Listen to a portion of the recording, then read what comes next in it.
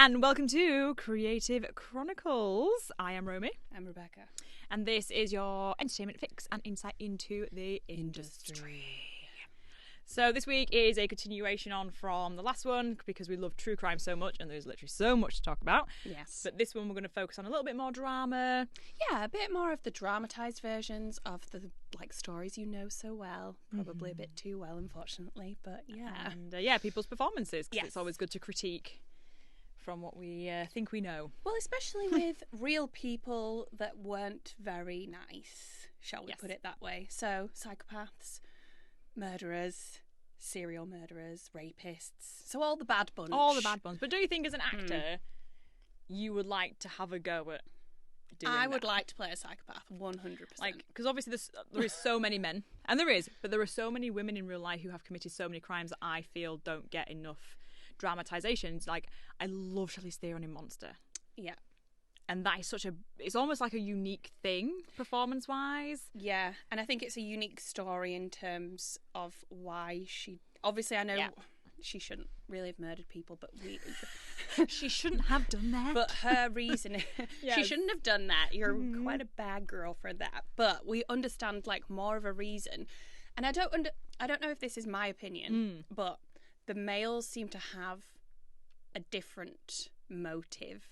As in a sexualised one, they were abused, they are just completely insane type vibe. Whereas the women seem to be, some women seem to be righting the wrongs. Or some of the women are predominantly child killers and a lot of people don't want to see that. Yeah, I think that is a thing as well. A lot of people don't want to admit that the caregiver, the main woman in people's lives is actually the murderer of children. Yeah. They don't want that realisation of that actually a lot of women maybe don't want these children, have been put in positions where they weren't ready for a family and therefore, whether it's through depression, insanity, etc., kill their own children. Yeah, and the recent Lucy Letby and her being a nurse and... Yeah, absolutely, but it happens more than often. Yeah. And it's not dramatised, and I think is there a space for that, or would people, like I said, be too upset by that? But isn't that what art is meant to do? Isn't it meant to push you? Isn't it meant to show? It's a talking point. It's meant to push you to boundaries, and it's meant to kind of make you question humanity in general. So. Yeah, because everybody's always happy for the woman to be the vixen. You know, if she was poisoning and she was bringing men in and sleeping with them and killing them, people and love taking their money and doing to still sexualise a woman through that. Mm-hmm. Even if it's a case of, she beat them, making that woman a villain. Yeah. But not towards children. And I think it's an area. I don't know if I'd want to play it myself. Actually, I'll play it. Yeah, go for it. And I think as an actor, it is something that I would love to really go into that psychosis. Yeah. And into the reasons why and how I could bring that story. Yeah, to life. Yeah, and to screen because it is for entertainment purposes. Yeah, people forget this. They forget this is all for entertainment. Yeah, and people want to know. People are curious, especially in the morbid sense. Yeah. They want to know what happened. They want to know. People do want to know about true crime and murder. Absolutely. People think my boyfriend's oh God, as if you bloody watch that or listen to that before you go. I don't watch it before I go to bed. Well, I watch the films before I go to bed. Yeah, I constantly listen to true crime nearly every day, and I'm just it's interesting. I'm just fascinated. I'm fascinated. It's something so untoward to me that it's so far removed from my daily life that I'm that's it. I'm very lucky in the sense that no one in my inner circle, no one in even my wider inner circle, I'm very far from it. That watching and listening about it is fascinating. Yeah, it's fascinating as shit. And then especially with ones that you listen to or you watch or whatever, and they've been caught. Yeah, it's I don't like the unsolved ones. They're quite unsolved ones freak me out a little bit, and the unsolved ones. There is still something about the Ted Bundys and Udamas that feel fictionalised and dramatised, even though they're not. But when you watch an unsolved one, they are so close to home that it actually could be your neighbour, or it could be even small ones. The unsolved ones I find really creepy in the sense where a girl was going to go get petrol and she didn't lock her car door and somebody got in the back of it. That kind of thing where you're thinking, God, I get petrol every day, and have I always closed my door because it's literally 10 feet away for me to go and pay? And then somebody could get in and then hurt me. And Whereas that was I've watched Urban Legend and I always lock my door. I'm like, there's someone in the back seat, and I'm like checking, like, oh, somebody. Okay, it's fine. Always doing that. Always locking my car. Always locking my door. And being hyper vigilant. Well, if you read some of the stories, I mean, majority in America though, but like some of them, there was one murderer, I can't remember what it was reading a long list, would try the door, and if the door was locked, leave them alone. Just try them. If the door was open, that's his invitation to go in and murder them. Yay! Welcome to my house. You're not a vampire. Go away. Go away. You're not welcome in. Fuck off. Oh God. Yeah, scary. But that's it. And I think that's where some real stories, when they're done through dramas, like the Ted Bundy, like Dahmer. Yeah. I appreciate them. Yeah. So I was very happy to watch the Evan Peters play. Evan Peters, whatever it's called, like Dahmer, and then I said, David Tennant as Nielsen. Very excited to watch it. Yeah. But then there's a piece of me where it's like, morally, are we there where we can really take something so heinous and make it a drama? Documentary, yes. Yeah, because it's more of a report, it's more of a factual based thing. It's showing you the evidence, and a lot of the time talking to like the detectives or the people working on the case, and it's like, right, fine, you're informing me of what happened, and here's the like beginning, middle, and the end. Ta-da! Yeah. Whereas the drama, I always wonder about the people that write them. Yes, as how much is correct, how much is dramatised, how much they knew, and how much did they go, oh, this is how Jeffrey Dahmer was when he was by himself or with this specific person. Yes. Is it left up to the actor to just do their research and make this up? Because then I do worry that audiences are great. I love audiences, but half of them are thick, stupid, and passive, right? So you will put TV in front of an audience and they will believe whatever they watch. They won't go do their own research. No. They won't go learn about it. This is why you've got psychos who literally go up to actors and call them by their character name. Yeah, because they believe them so much. Or they just hate them because they played this horrible person, and it's like, that's not them. It's not them. It's not the character. What they actually are paid to do. What you doing? So I think in some aspects, when you have these dramas, and this isn't the fault of the filmmaker, it is the fault of the audience. Yeah. But it's like you will have them believing what they see. Yeah.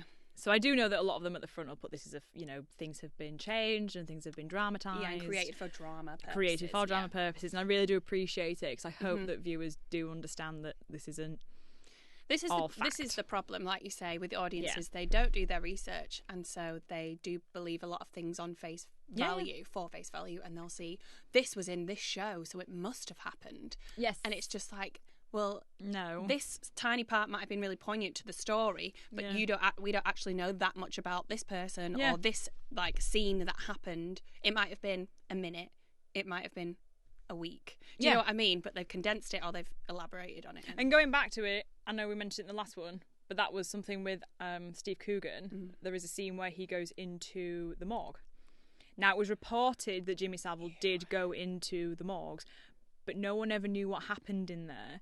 And Steve Coogan said he was very so people strict. saw him going in. Yes, but there was never any like cameras. So he could have literally, as weird as it sounds, he could have been going in to pray, right? So Steve Coogan was very much like, creepy. I'm happy to go in, but we're not doing anything really in that scene because we do not know what he did.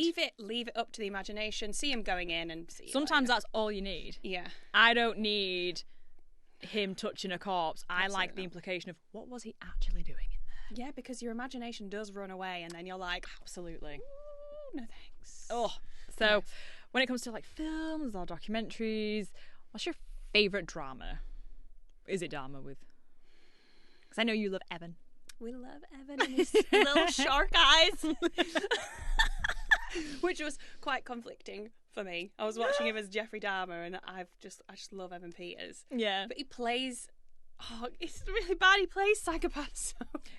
He does. He really does. He's got a thing for it. So I really liked his performance. Let's just go basically off that, because I really did enjoy Dahmer as like a whole. It was obviously creepy and horrible, and I think he got his personality quite correct in terms of what you've seen from like interviews and everything like that. So at some points I was just a bit like, is this ridiculous or did this actually happen? I thought it was long. Yeah. it didn't need to be as long as it was. No. But as a whole, I think they did it as tastefully as they could. Yeah. When it comes to someone who killed and ate people. Yes. But like, obviously, we know. I'm like, everyone knows this. He killed someone and left them in the bathtub and then showered over them for a month. So as you do. Here I am with another disgusting fact. Yes. But like, he didn't have enough room left in his apartment. Yeah. So that's where he put the body and just showered. And, I just think like they got the kind of eeriness of him right, and his aura right. You look at him in that show, you smell. You stink. Your house stinks. Everything you do stinks. Like, yes, you are a creep. You have you've got nothing behind your eyes. You are a devil. You are awful. I would 100%, if I'd have met him, been like, there's something seriously wrong with you. And I think that's what's fascinating behind it as well, is sometimes we focus so much on the killer that actually sometimes the side characters are very important to the story as well, because with Dahmer, for example, it was young men, so it's really going into the was it the 80s at the time, and how they perceived gay men, so how easy it was for him to actually go find just go and pick up dudes, bring them back, drug them, aren't going to be missed because their families have probably disowned them by now, or they hide their lives very well. Oh well, that scene where the young lad that like gets out, comes down, and there's the cop that comes up and he's just like, is he okay? And he was like, yeah, he's my boyfriend, like he's mad, like don't worry, he's just not very well. And then he takes him back upstairs. That you're there like screaming at the TV like, no, like, and it's like, if that really happened, is that the prejudice of the police not wanting to get involved with two gay people? At that point, I think it was 100% that. And that's what I also find really fascinating when I watch documentaries, is that you get to learn about, it's not just about what the criminal did, but it's how society made them. Whether it's your parents, whether it's the government policies, where you live, your rules, your school, all of this has an influence into what you do. And that's what I really love as well, finding out all of that information and being like, wow, because it's never just one thing. You don't just flip one day. No, something has to have happened. There was like an abuse, there was an issue, there was an event that happened. Well, Dahmer, he was alone. Yeah. How did no one at that school pick up that a kid was living alone? You know, it's like, that's a failing right there, because maybe he'd have gone and lived with somebody who... There was no social care, there was no social workers, there was no one checking on him. But like, I think, again, it was a sign of the times of... Like, kids were left alone more often. No one really got checked on. There wasn't welfare checks that you get, like, more nowadays. Absolutely. And if he was by himself, no one will have gone, oh, I haven't seen Jeff in a few days. Can you go check on him? Yeah, so he's up against parents. It's so much that leads up to it. Yeah. It's absolutely insane. I know. It was a really, really good performance. I thought it was very long. Yeah. And with that, parts of it became quite dull, quite boring, especially with dark cinematography and stuff. I'm just a bit like, oof. Yeah. Like they could have like shortened it, made it a little bit more atmospheric and a little bit creepier. Because the thing is that as much as I like watching these kind of things, one, it does make me feel uncomfortable, especially watching a drama version of having to know that they had to go and do it. But it also kind of detracts from the actual story. It does glamorize it a little bit too much. But obviously, I love true crime. I'll always watch it. When you watch it as an episode, the point of the episode is to give you enough arc that you get a fix. Yeah, you and literally get like an endorphin fix, and you are like, ha! There's something that you know. Whilst in the series, it dragged on so much that after a 1 hour episode, you are like, and then you're probably like, who's he gonna kill next? Here's the next one. Okay, cool. What happened? Okay, still on Dahmer, looking freaky and looking down a camera lens. Like, okay, cool. Nice glasses. 3 hours later.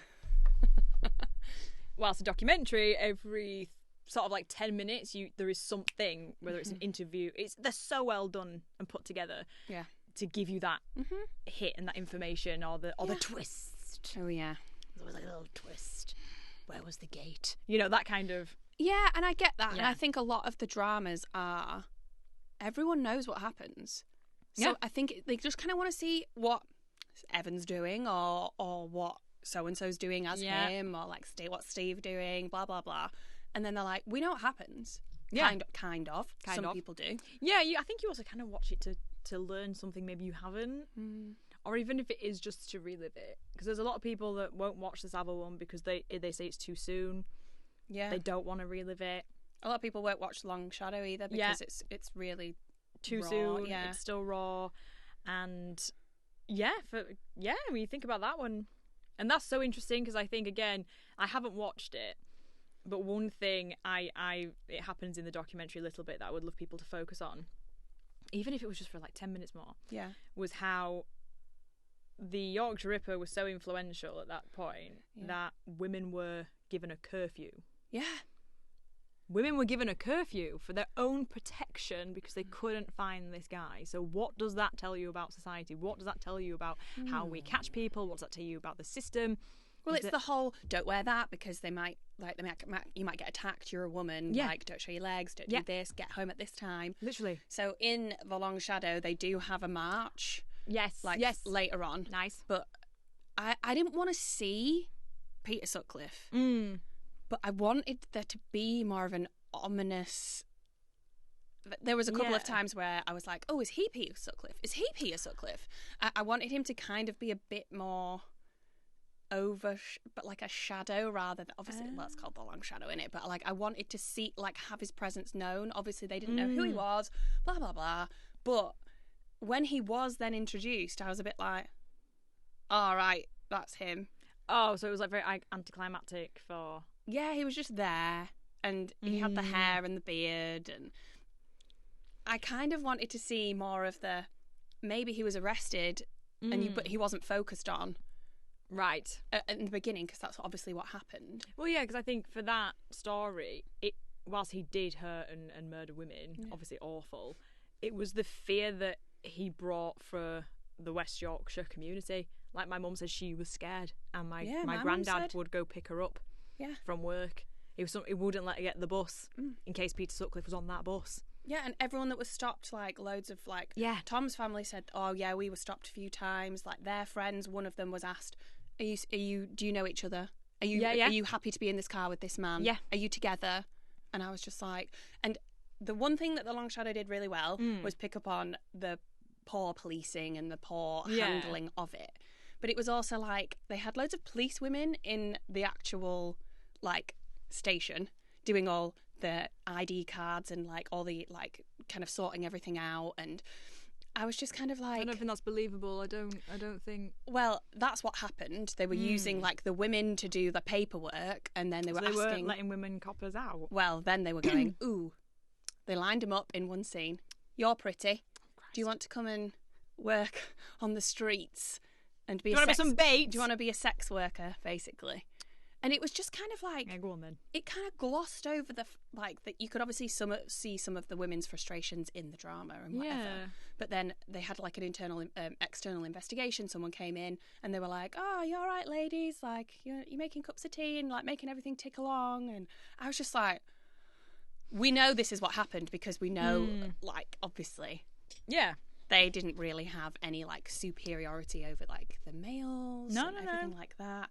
But also, they were at risk. They were being women.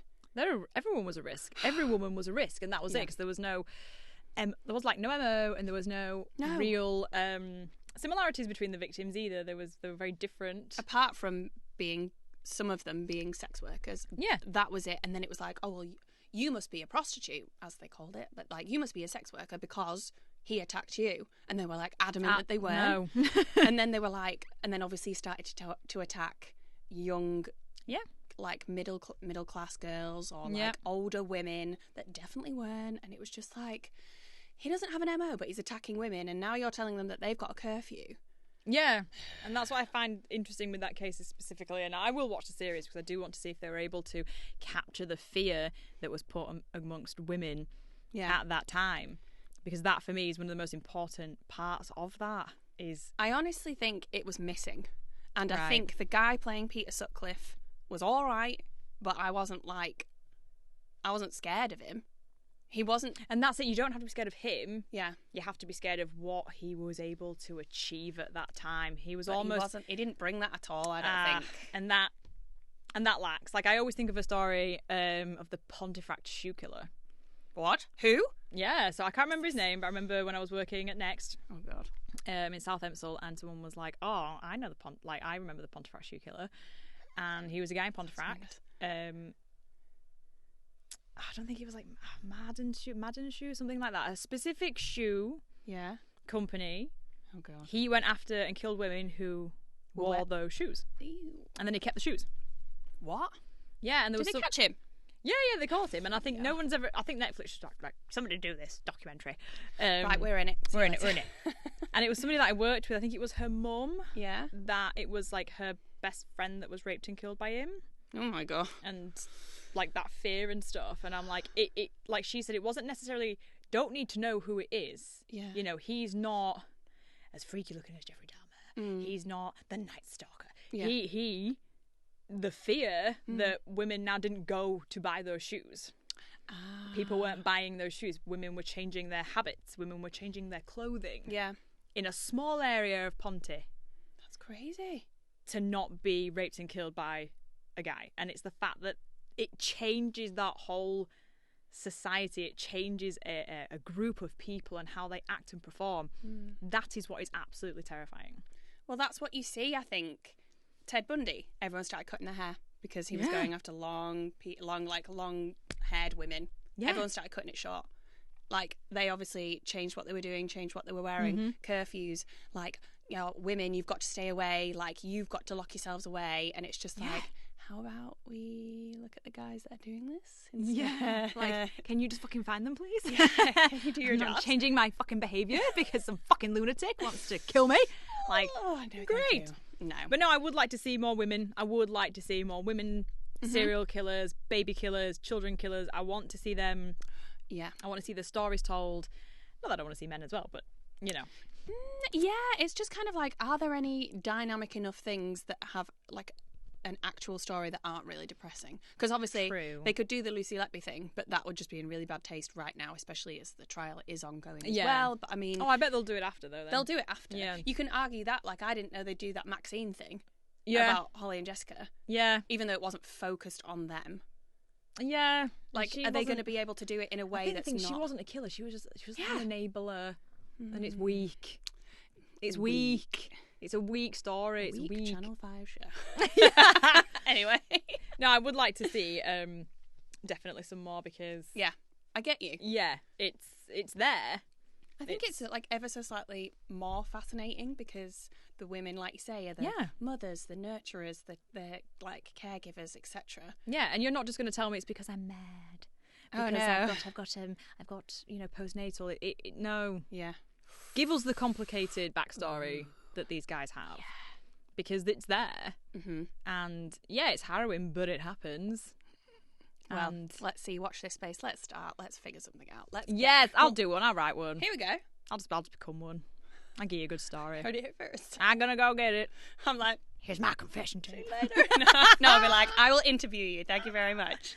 I'm gonna go after I was gonna say short people. Sorry.